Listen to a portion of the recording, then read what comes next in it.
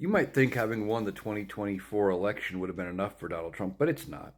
Now, there's a report coming out over the weekend from the Washington Post that says Donald Trump is going to instruct the DOJ to look into the 2020 election in swing states and try to figure out what happened, investigate it, look for all sorts of fraud or anything. And a lot of the swing states are like, yeah, come in and look, there's nothing to find.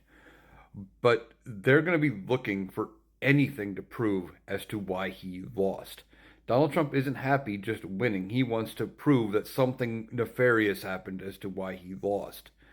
And that's just who he is. Donald Trump can't accept accountability for anything. He never owns his own losses. Um, and that's what he's going to be doing. What is proving that that something happened in 2020 change at this point? Nothing. If he somehow proves that he actually won in 2020, does that mean he was actually elected in 2020 and therefore he would be removed from office in 2024?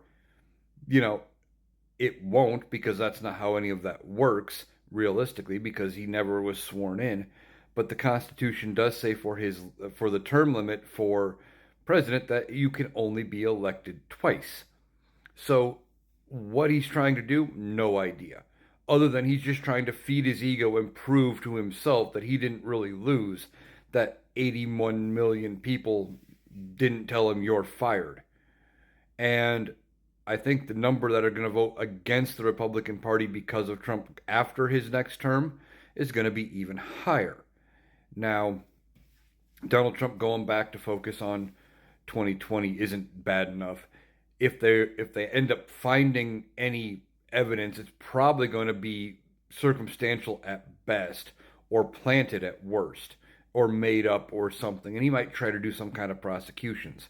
However, we don't know what his Attorney General, Pam Bondi, is going to do with that. She seems, at least from her time as Attorney General, more on the idea of dealing with things as the rule of law and not making up wild stuff. Now, we'll see how far into the Trump Kool-Aid she has gotten and what that results in.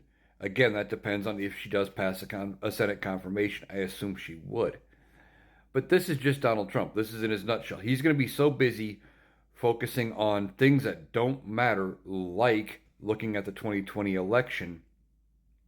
They're not going to be able to get a lot done. And they have such a slim margin in both chambers of Congress that they're going to be fighting amongst themselves to get anything done.